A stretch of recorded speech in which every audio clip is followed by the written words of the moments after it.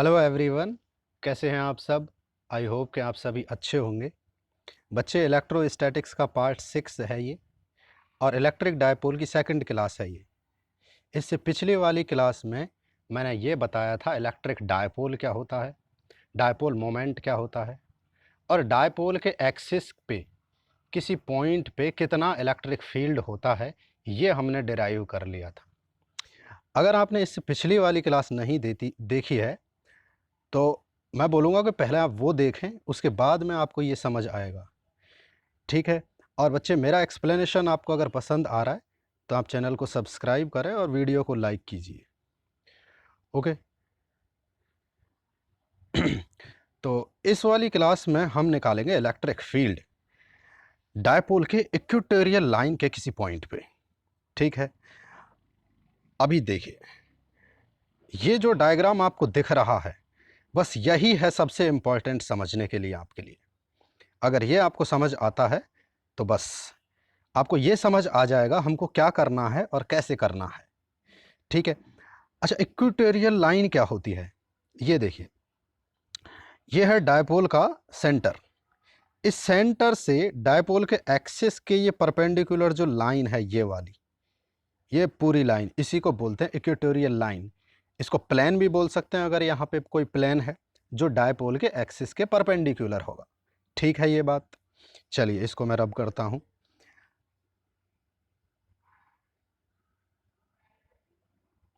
इस डायग्राम को समझिए आप। देखिए, सबसे पहले ध्यान दीजिए हमारा जो डायपोल था उस पर। ये डायपोल है, माइनस क्यू और प्लस क्यू चार्ज हैं दो। ठीक है। ये डायपोल का सेंटर है। इस डायपोल के सेंटर से आर डिस्टेंस पे, ये देखिए ये है आर, इस आर पे हमने लिया है पॉइंट पी। ठीक है। अब देखिए, पिछली वाली क्लास में हमने डायपोल की लेंथ बोली थी 2a, इसलिए ये वाली डिस्टेंस a है और ये वाली डिस्टेंस a है। ठीक है ये बात। अच्छा, ये जो पॉइंट है P, ये पॉइंट P इस चार्ज से कितनी डिस्टेंस पे है और इस चार्ज से कितनी डिस्टेंस पे है, ये हम देख लेते हैं। देखिए, अब क्योंकि ये R है और ये A है और ये परपेंडिकुलर लाइन है, तो ये वाली डिस्टेंस कितनी होगी पाइथागोरस पर? इतनी होगी, R square plus A square, इसका अंडर रूट। ठीक है। बिल्कुल ठीक ऐसे ही ये भी ए है और ये भी आर है, तो ये वाली डिस्टेंस माइनस क्यू चार्ज से पॉइंट पी की डिस्टेंस कितनी होने वाली है? Under root R square plus A square. ठीक है ये बात। रब करता हूँ आपके लिए ताकि आपको दिखने लगें चीज़ें ठीक से। चलिए, अब क्योंकि ये दोनों डिस्टेंस सेम हैं, ये और ये, तो मैं बोलता हूँ कि ये जो एंगल है और ये एंगल है, ये दोनों सेम हो गए। ठीक है ये बात। जितना मैं बोल रहा हूँ, जितना मैं दिखा रहा हूँ, उतना ही देखिए, पूरे डायग्राम को नहीं देखिए अभी। ठीक है ये बात। चलिए, अब बात करते हैं ये जो प्लस क्यू चार्ज है, इस चार्ज के वजह से इस पॉइंट पी पे फील्ड की डायरेक्शन कहाँ होगी। अब देखिए, मैंने जब इलेक्ट्रिक फील्ड और इलेक्ट्रिक फील्ड लाइंस आपको पढ़ाई थी तो मैंने क्या बोला था? प्लस क्यू चार्ज का जो फील्ड होता है वो आउटवर्ड होता है। तो देखिए, ये प्लस क्यू की वजह से दिखाया है आउटवर्ड, इस चार्ज से आउटवर्ड फील्ड दिखाया है। ठीक है ये बात। और नेगेटिव चार्ज का फील्ड कैसा होता है? इनवर्ड। तो ये देखिए, ये इनवर्ड दिखाया, चार्ज की तरफ आ रहा है ये बात ठीक है। रब करता हूं आपको दिखने लगे ठीक से, बहुत आराम से समझिए आप। अब देखिए, एक इलेक्ट्रिक फील्ड ये है और एक इलेक्ट्रिक फील्ड ये है। प्लस क्यू की वजह से मैंने ई प्लस क्यू बोल दिया, माइनस क्यू की वजह से मैंने ई माइनस क्यू बोल दिया। ठीक है। अब देखिए, दो वेक्टर हैं, इलेक्ट्रिक फील्ड वेक्टर क्वांटिटी है। अब इस ई प्लस क्यू का, ई माइनस क्यू का रिजल्टेंट वेक्टर भी होगा कहीं इनके बीच में, इस वेक्टर के और इस वेक्टर के बीच में ही होगा कहीं, जिसको मैंने ई बोला है। ठीक है। चलिए थोड़ा और रब करते हैं। अब बात करते हैं एंगल की। देखिए, एंगल को देखिए अब बहुत ध्यान से, क्योंकि ये जो लाइन बनाई है मैंने, क्यों बनाई है?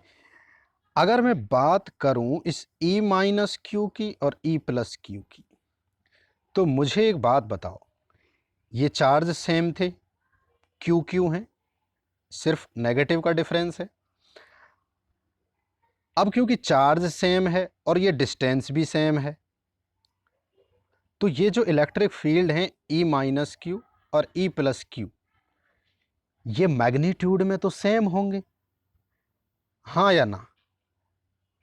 फिर से देखिए मैं क्या बोल रहा हूँ, मैं बोल रहा हूँ कि ये चार्ज है, क्यू है, ये चार्ज भी क्यू है, और ये पॉइंट P इन दोनों चार्ज से सेम डिस्टेंस पे है, तो हम तो फॉर्मूला क्या बोलते हैं, के क्यू अपॉन आर स्क्वायर। अरे भाई डिस्टेंस सेम है, चार्ज सेम है, तो जो इलेक्ट्रिक फील्ड का मैग्नीट्यूड होगा वो भी सेम होगा। अब क्योंकि E प्लस क्यू और E माइनस क्यू सेम होंगे मैग्नीट्यूड में, इसीलिए ये जो लाइन बनाई है मैंने इनके रिजल्टेंट वेक्टर की, वो ठीक इनके बीचों बीच में बनाई है। ठीक है, इसीलिए जब ये एंगल थीटा है तो ये लाइन पैरेलल हो गई, तो ये वाला एंगल भी थीटा हो गया। अब क्योंकि ये एंगल भी थीटा था, इसलिए ये एंगल भी थीटा हो गया, अल्टरनेट एंगल हैं ये। ठीक है, ये बात मैंने बहुत सारी बातें डायग्राम के बारे में बता दी आपको। अब बहुत बस जो जो मैंने बोला है उसको हम वैसे के वैसे लिखेंगे। ठीक है, आपको पता लगा इक्वेटोरियल क्या होता है, पॉइंट कहाँ है और करना क्या है। अब हमको ये इलेक्ट्रिक फील्ड निकालना है E, जो किस किस का रिजल्टेंट वेक्टर है, E प्लस क्यू का और E माइनस क्यू का। ठीक है, ये बात, इसका मतलब हमारा सबसे पहला काम है E प्लस क्यू लिखना और E माइनस क्यू लिखना, और मैंने बताया कि ये दोनों मैग्नीट्यूड में सेम होंगे क्योंकि ये चार्ज इनके सेम हैं, दोनों क्यू हैं और ये डिस्टेंस भी सेम है, बस डायरेक्शन डिफरेंस होगी, ये इनवर्ड है और ये आउटवर्ड है, पॉजिटिव चार्ज से। ठीक है, मैं रब करता हूं, आप अच्छे से देखिए डायग्राम को। अब देखिए हम लिखते हैं इलेक्ट्रिक फील्ड। देखिए मैंने बोला E प्लस क्यू और E माइनस क्यू दोनों सेम है मैग्नीट्यूड में, इसीलिए देखो क्यू का मैंने कोई साइन नहीं लिया है, सिर्फ मैग्नीट्यूड बोला है। ठीक है, ये बात। अब क्योंकि दोनों सेम हैं तो दोनों के चार्ज सेम थे और डिस्टेंस सेम थी, मतलब दोनों जो भी होंगे वो कितने होंगे, इतना बोल दिया मैंने, ई क्यू।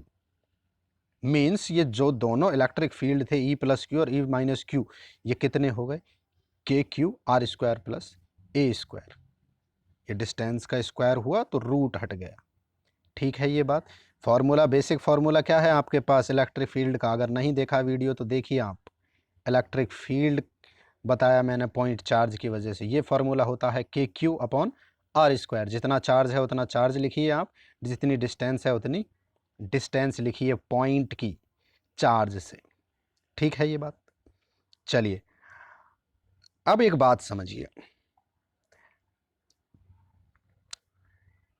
11th क्लास में आपने पढ़ा है वेक्टर।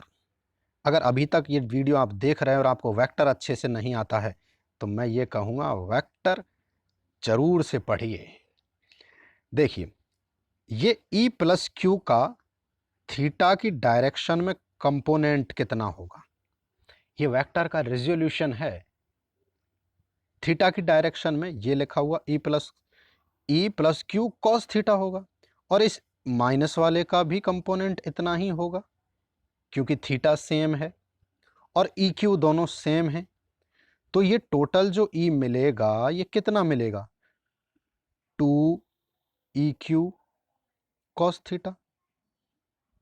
अरे प्लस क्यू और माइनस क्यू तो सेम हो गए दोनों, जिनको अभी अभी हमने ई क्यू बोल दिया, तो एक इतना और एक इतना, दोनों मिलके कितने हो गए, 2E कॉस थीटा।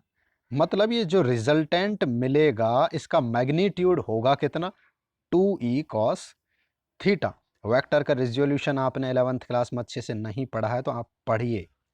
अगर ये बात आपको समझ में नहीं आई है कि ये मैंने क्या बोला है, तो आपको वेक्टर अच्छे से आना चाहिए बच्चे। मैंने क्या बोला है, E प्लस क्यू है, E माइनस क्यू है, इस डायरेक्शन में कंपोनेंट ले रहे हैं, E कॉस थीटा लिखेंगे। इसका E माइनस क्यू का इस डायरेक्शन में कंपोनेंट कॉस थीटा में होगा। अब क्योंकि अभी अभी मैंने बोला कि E प्लस क्यू और E माइनस क्यू दोनों सेम है, तो मैं क्या बोल रहा हूँ, ये टोटल E जो होगा वो कितना होगा, 2EQ कॉस थीटा। बात समझ पा रहे हैं आप? अब देखिए इसी चीज़ को मैं लिखता हूँ आपके लिए। ये देखिए अभी अभी मैंने बोला EQ और E माइनस क्यू दोनों सेम हो गए, इतने हो गए। अब दोनों के जब कंपोनेंट लेंगे तो रिजल्टेंट नेट इलेक्ट्रिक फील्ड कितना मिलेगा हमको, 2E कॉस मैग्नीट्यूड में इतना। इसके बाद हमने माइनस पी कैप यूज़ किया है। क्यों? इलेक्ट्रिक फील्ड की डायरेक्शन बताने के लिए। इलेक्ट्रिक फील्ड कैसी क्वांटिटी है, वेक्टर क्वांटिटी है, तो इस वेक्टर की डायरेक्शन बताने के लिए हमने माइनस पी कैप लिया है। क्यों लिया है इस बात को समझिए, देखिए डायग्राम में। देखिए ये डायपोल की डायरेक्शन है माइनस क्यू से प्लस क्यू की तरफ। अब देखिए रिजल्टेंट इलेक्ट्रिक फील्ड कहाँ मिला है, इसके जस्ट अपोजिट डायरेक्शन। तो डायपोल की डायरेक्शन कौन बताता है, डायपोल मोमेंट का यूनिट वेक्टर पी कैप। अगर ये पी कैप है तो इसके जस्ट अपोजिट डायरेक्शन क्या होगी, माइनस पी कैप। इसलिए इलेक्ट्रिक फील्ड की डायरेक्शन बताने के लिए क्या यूज किया है, माइनस पी कैप यूज किया है। ठीक है ये बात। अब देखिए हमने ई क्यू निकाल रखा है, ये इस वैल्यू को यहां पुट कर देते हैं। चलिए देखिए ई क्यू की जगह पे ई क्यू की वैल्यू पुट की गई। ये जो पी का माइनस था इसको आगे लिख दिया गया, ये सबसे आगे। ठीक है, 2 की जगह 2 है। ई क्यू अभी अभी निकाला था पिछली वाले में के Q R square plus A square. अब हमारे पास देखिए कॉस थीटा रखा हुआ है। क्या इस कॉस थीटा को हम लिख सकते हैं, देखिए डायग्राम में ये रहा थीटा, देखिए ये रहा थीटा। अगर कॉस थीटा लिखेंगे तो बेस अपॉन हाइपोटेन्यूस, मतलब A upon under root R square plus A square, ये क्या होगा, कॉस थीटा होगा। तो देखिए कॉस थीटा को क्या लिखा है, A upon R square plus A square का रूट, इतना ही लिखा है। ठीक है ये बात। चलिए अब देखिए ये कॉस थीटा की जगह वैल्यू पुट की गई और ये, अच्छा ये दोनों मिलके कितने हो जाएंगे, ये R square plus A square की पावर 1 है और ये रूट का मतलब होता है हाफ पावर, तो एक पावर तो ये और हाफ ये, कितना हो जाएगा 1.5, मतलब 3/2। ठीक है ये बात। चलिए अब देखिए यहाँ Q है, K है, A है, 2 है। अब देखिए इसको कैसे लिख देते हैं, ऐसे। ये हो गई 3/2 पावर, और जो ऊपर था वो एज इट इज लिख दिया 2QA, बस थोड़ा सा एक ब्रैकेट में लिख दिया, K को बाहर निकाल लिया। ब्रैकेट में इसलिए लिख दिया, पिछली वाली क्लास अगर आपने देखी है तो आप याद कीजिए डायपोल मोमेंट क्या होता है, पी वेक्टर होता है, Q इंटू 2A चार्ज और डायपोल की लेंथ का प्रोडक्ट होता है, वेक्टर क्वांटिटी होती है। अब देखिए इसमें ये सब है Q इंटू 2A और ये रहा P। इसको क्या लिख सकते हैं, P वेक्टर लिख सकते हैं। तो देखिए इसकी जगह पे क्या लिख दिया गया है, P वेक्टर, माइनस के पहले से था। ठीक है, और नीचे पावर 3/2। ठीक है ये बात। अब याद कीजिए बच्चे, जब मैंने डायपोल बढ़ाया तो मैंने क्या बोला, डायपोल की लेंथ बहुत वेरी स्मॉल होती है, उसके कंपैरिजन में अगर आर की बात करें तो आर काफ़ी बड़ा होता है, इसलिए ये जो ए स्क्वायर था इसको इग्नोर किया गया है और कैसे लिखा गया है, आर स्क्वायर की पावर 3/2। पिछली क्लास बहुत इंपॉर्टेंट थी, उसमें डायपोल का बेसिक बताया था मैंने और बहुत सारे रीज़न बताए थे आपको, डायपोल की डायरेक्शन ऐसी क्यों होती है, डायपोल की यूनिट कौन कौन सी होती हैं, डायपोल मोमेंट की अलग अलग मैंने सीजीएस यूनिट बताई थी, मैंने आपको डी बाय बताया था क्या होता है, तो वो क्लास आप ज़रूर से देखिएगा। ठीक है, तभी ये आपको अच्छे से समझ में आने वाला है। अच्छा ठीक है, अब इलेक्ट्रिक फील्ड फाइनली हमको इस तरह का दिखने लग गया। ठीक है, इस पावर को अगर सॉल्व कर दें तो ये 2 और 2 कैंसिल हो जाएगा और ये कैसा दिखने लगेगा, ऐसा दिखने लगेगा, माइनस के पी अपॉन आर क्यूब। इस माइनस का मतलब ये है कि इलेक्ट्रिक फील्ड की जो डायरेक्शन है वो पी की डायरेक्शन के अपोजिट है। इस माइनस साइन का मतलब अपोजिट डायरेक्शन है इलेक्ट्रिक फील्ड की, किससे,